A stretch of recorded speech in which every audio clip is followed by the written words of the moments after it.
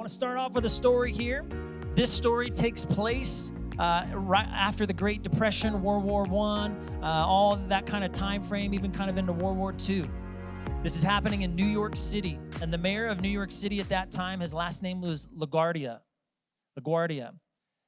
And he was known for really taking an interest in the city, like way more so than like what we would think of a politician now. He was the type that if the police was about to make a big raid, he would go along with the police. He would go along with the firemen when they were going out on duty. He would go along and he would be a part of the community in ways that we just don't see today so much anymore from politicians. One night as he was kind of going through the town, he came upon an area of town where they were having a night circuit where people were coming and they were having court cases being heard. And he went in, and this person who had been there serving for a while, and he basically just said, hey, you know what? I'm going to give you a break. I'm going to go ahead and take over for tonight. Now, how many of you know, like, that wouldn't fly in today's world, right? The mayor coming in and be like, you know what? I'm just going to take over on this court case for you. You can go take a little break. He goes in, and he's there, and the next case that comes up is about an old lady. And this old woman comes in, and she's in tattered clothing, and he's kind of reading through the case, and what she's been accused of is for stealing a loaf of bread. So he asks the woman, he's like, ma'am, why did you steal the loaf of bread? And she goes on to tell him a story. She tells him a story about how her daughter had been married, but the husband had left them. And they had 2 kids. And those kids were starving. So she said, sir, I'm so sorry, but I had to feed my grandchildren. They are literally starving. The mayor's trying to figure out, well, what do I do in this situation? Like, this is a challenge. And then over in the corner is the shopkeeper who's the one accusing, and he kind of looks at him, and he was just like, Mayor, if we don't do something about this, then what's to prevent everybody from coming into my shop and stealing bread? We have to do what the law says in this instance. And so he turns to the woman and he says, I'm sorry, but I have to punish you. The law makes no exceptions. And what the law says for this case is that it's going to cost you either $10 or 10 days in jail. Now, the woman was stealing bread, so clearly she didn't have $10. And she couldn't go to jail for 10 days. What about her grandchildren? What about the ones that she was caring for? But as he was saying this, he reached into his own pocket. He took out $10 and he paid the fine for her. She was in disbelief and just like a shock, like, oh my goodness, I can't believe that you would do that for me. But it didn't stop there. He then took a moment and he looked at everybody in the courtroom. He said, I am fining every single one of you 50 cents. And the courtroom's kind of like, what? Like, why are you doing that? And he said, I'm fining you, every single one of you, 50 cents, because how does an old woman in our city have to steal bread for her grandchildren to stay alive? We should be ashamed of ourselves. So he passed a bucket around. There was police. There was all kinds of different people in that service or in that courtroom that day, and they passed it around. And they counted up all the funds that had come in, $47.50. The mayor then went over and gave it to the old woman and said, here you go. The courtroom all stood up and they began to cheer and applause because they knew what they had done. They had extended grace in a dire circumstance. Any of you relate to ever needing grace in your life? Maybe you've done some things, maybe you've got a past, whatever it may be, but somebody has extended grace to you. How many of you have ever been extended grace because you're running late somewhere? Right? How many of you were running late to church today? I know who you are. Just kidding. And maybe you need somebody to extend grace. Listen, we've got a 3-year-old at home, and every time we're about to leave the house, chaos breaks out, right? I mean, I get it when you got young kids and whatnot.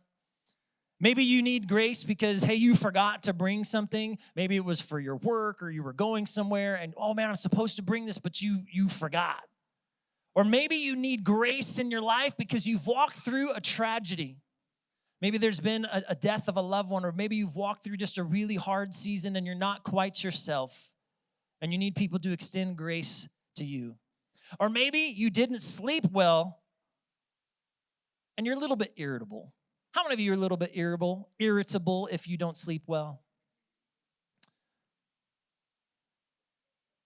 There are moments in life where we just need some grace extended to us. Today, my message is called Thankful for Grace. Thankful for Grace. We're going to be in Psalms 106, starting in verse 43. Let me set this up for you before we get there. The people of God had been in a cycle. The cycle was this: Lord, we love you. We're your people. And he's like, I love you too. Be my people and I will be your God. And they would be blessed. And as they were blessed, then they would be like, man, life is good. Look at all the cool stuff that we're doing. And, and then they'd be like, we don't really need God anymore. And they'd kind of turn away from God. And then stuff would go bad in their life. And then they're crying back out to God. God, we need you. We need you. God would hear their cry. He'd come back in. He'd help them again. And it was just kind of this cycle over and over and over again. Psalms 106, verse 43. Again and again, he rescued them, but they chose to rebel against him, and they were finally destroyed by their sin. Even so, he pitied them in their distress and listened to their cries. And it says, verse 44, it says, even so. That means that he is looking at them with kindness. It means that he is inspecting, he's perceiving, he's considering the circumstances that they are in. Even though they deserved judgment, even though they deserved the wrath, he looked at them and remembered that they were his people. And he loved them. And it says that he looked at their distress and he heard their cries. And can I just tell you, God hears your cries. When you cry out and you think nobody's listening, when you cry out, you're crying yourself to sleep, whatever it may be, that God hears your cry. And he cares. My first point to you is this, that God's grace comes from his great love.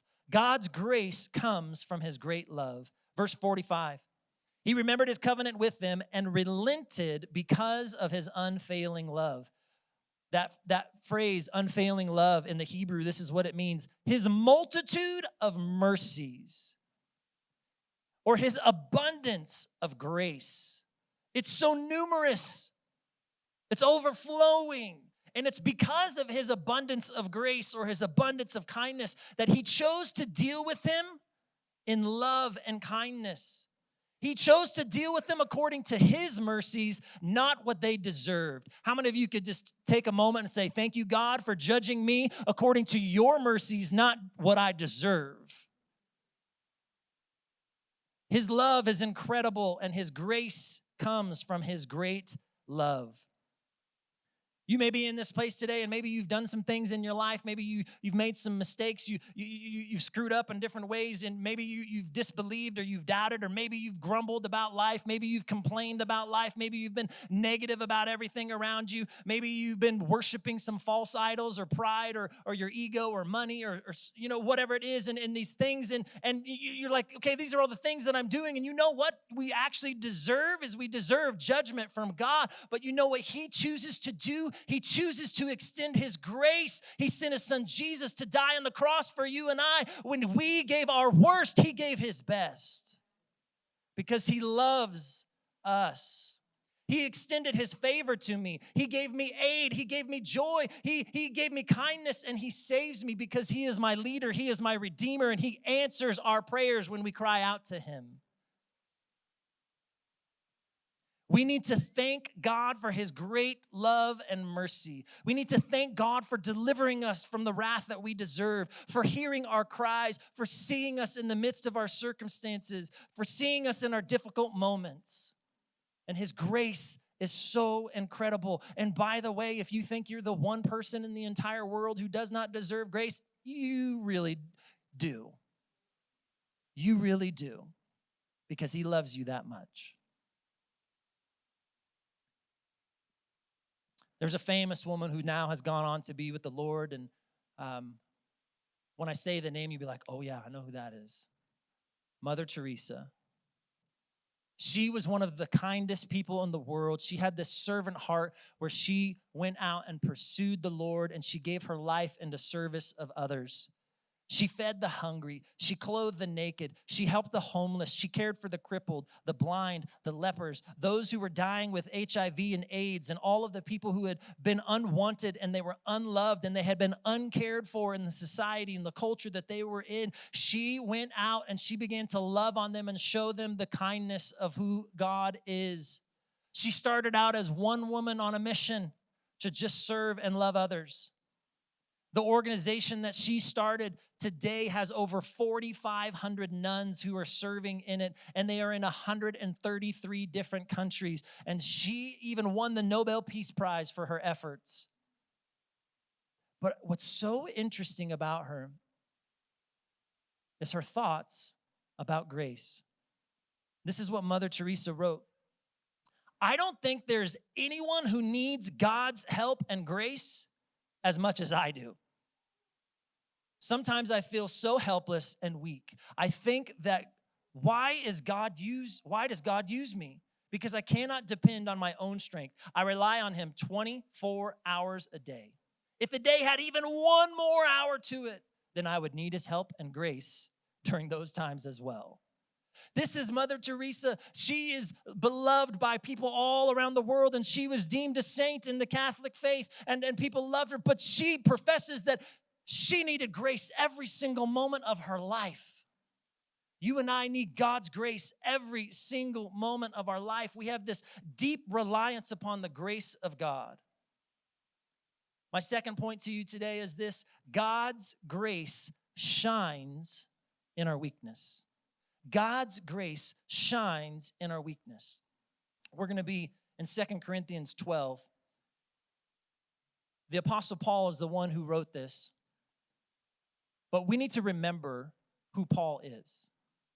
You see, Paul, before he met Jesus, he did not believe that Jesus was the Messiah. In fact, he went around the country and the countryside and the neighboring places, and if people had given their hearts to the Lord, he was pursuing them. He was trying to get them put in jail. He was trying to get them murdered because they were serving a false god, until one day, when he was on a journey to this place called Damascus, the Lord met him and transformed his life forever. And ever since that moment, he went on living a life telling people about who Jesus was, the very same Jesus that he did not believe in. You see, God's grace is so amazing that it can cover over us and give us purpose for the rest of our lives. Paul has written over half of what we would call the New Testament today. Paul had this incredible knowledge and insight and wisdom that the Lord had given him. He had been a part of many miracles.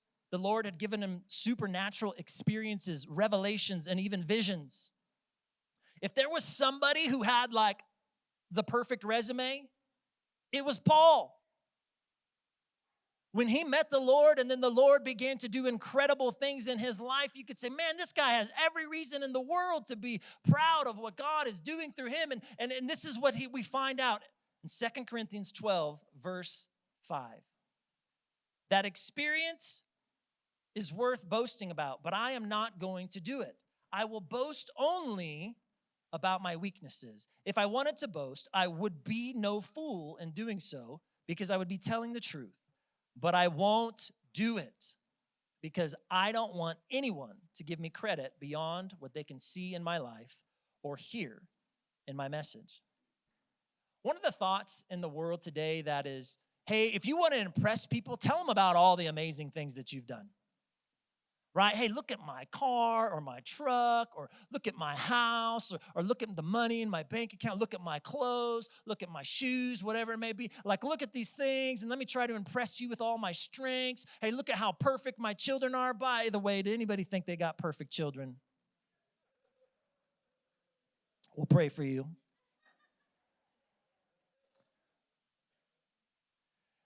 Maybe you want to impress people with your degrees or your titles or your position or your influence.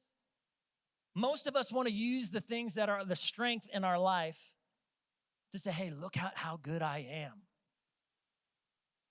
We don't like to really advertise about our limitations or our weaknesses. What's so interesting is that Paul, when he had every right to boast, he chooses to not boast about himself, but he boasts about the Lord, and he boasts about what the Lord does through his weaknesses.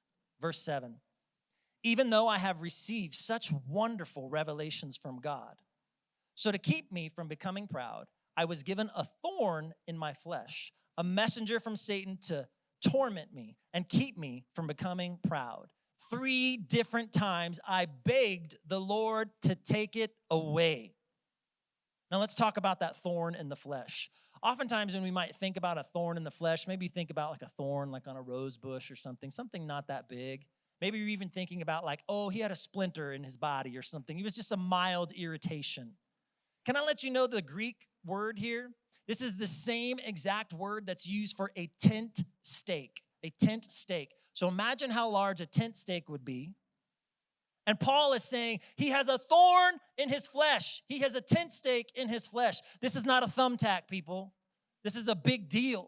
And he's saying, I have this thing that is constant in my life, and it is bothering me. In fact, that scripture says that he begs God to take it away. Does that ring a bell for anybody? Have you ever begged God to take something away in your life? Something is so hard or something is such a challenge and you're begging God to take something away. Can I tell you, when the world is trying to impress people with their strengths, do you know what we really should be doing? We need to be connecting with people through our vulnerabilities, through our weaknesses. It's not about having it all together. It's not about living in a false reality or a social media world where we see everybody's highlights and their life looks perfect. We actually really long for people who would just be real. Can I just tell you, one of the things that's funny is like when people spend some time with us, with Jessica and myself, and they're like, you're real people. Yeah. My kids irritate me too. Yeah, we were yelling in the car ride because of this, and this. Yeah, we have problems. Yeah, we have issues. Yeah, my dog, I wish my dog would do this or that, but my dog does this. Like, we got all kinds of random stuff. People, we're people. But can I tell you, the way we relate to people is not by our strengths. The way we relate to people is by being vulnerable with them, by being real with them, by being like, yeah, I'm struggling with that too. Like, let's talk about it. Let's work through it. So Paul, he's talking about his vulnerabilities or his weaknesses. And it says this thorn in the flesh. So what is the thorn in the flesh? The answer is we don't know. There are people who have been thinking about this for thousands of years. There's a woman by the name of Dr. Paula Guder who wrote her PhD thesis on this, and she says there's at least 36 different theories about what this thorn in the flesh could be. Some people thought it might be depression, or it might be difficulty with vision, or it might be epilepsy, or convulsive attacks, or on and on and on. But through all of her research, this is what her conclusion was. She concluded that the reason it doesn't list it is so that we will all relate to it. That we will all relate to whatever the weakness is, to whatever the thorn in the flesh is, because we go, yeah, I got something. Yeah, I got a thorn in my flesh. I have a problem. And Paul, 3 times he pleaded and he begged the Lord to take it away, but he did not. He did not. Sometimes that thing, that thorn in the flesh, maybe it's an ongoing illness, maybe there's some sort of physical limitation or whatever the mental illness may be. Sometimes those very things that are the hardest things that we are dealing with in our lives is that God wants to use those things and point others towards Him through you. Because it's about His grace shining through our weaknesses. It's because He wants to show others who He is through you. There's an incredible man by the name of Nick Vujicic. If you don't know who that is, you can do a quick Google search on him. He was born with no arms and no legs. While most people would think, hey, if you were born into a situation like that, hey, your life is kind of worthless, like you're kind of hopeless, like what are you going to do in the world to make an impact? This is what Nick says: I am truly blessed. You know when you say that you're blessed, it means like you're saying like, I'm ridiculously happy. And we might look at him and be like, you're ridiculously happy? You don't have arms or legs. But he would go on to say that I am ridiculously happy. But he would also tell people his vulnerabilities. He would say, you know, when I was a kid, I actually would pray to the Lord that he would regrow arms and legs for me. And then, you know, maybe I thought I was being selfish, and so he'd be like, God, if you would just grow one arm or one leg, that would be good enough, Lord. But God didn't answer that, not in the way that he thought he would. Nick now travels the entire world, and he's one of the greatest motivational speakers that's out there. He goes to countless schools and churches and prisons and orphanages and hospitals and stadium full of people. He goes into local meeting halls. He goes and he has face-to-face conversations, and he doesn't even have arms to hug people, but he gets close enough so that people can hug them. And when they hug him and they hear his story about how he didn't give up, and they hear the story about how God continued to move in his life and provide grace in the midst of his weakness, they are uplifted and they are encouraged. You see, what many people would just see as incredible obstacles, Nick just turned to the grace of God to shine through his weaknesses. Can I tell you, maybe the thing that you're seeing in your life as a thorn in your flesh, you see it as an obstacle, but maybe it's an opportunity for God to shine in your weakness. Maybe it's an opportunity to push you towards your purpose. Maybe it's an opportunity for God to push you to help others in the same situation. You see, God will shine through our weaknesses. My third point is that God's grace is enough. God's grace is enough. Verse 9, each time he said, my grace is all you need. Remember, Paul has asked 3 times, Lord, please take this away. And this is what God said each time. My grace is all you need. My power works best in weakness. So now I am glad to boast about my weaknesses so that the power of Christ can work through me. Paul had been pleading, begging to the Lord, please do this, and God said no. How many of you get frustrated when God tells you no? He tells him no, and this is his answer. His answer is, my grace is all you need. My grace is all you need. My strength is all you need. My grace will sustain you. My grace will provide for you. My grace will help you. My grace will be the strength where you are weak, because my grace is enough. Can I just let you know that whatever you are walking through, that God's grace is enough? You may think, I have such sin in my life. I have this falling apart in my life. I have this illness. I have this circumstance. Can I just let you know that God's grace is enough for each and every single one of you? It's enough to sustain you through it. It's enough to help push you through it, because he loves you, because he cares for you. And his grace comes from his great love for you. If we cannot recognize our own insufficiency, we cannot see God's sufficiency in our lives.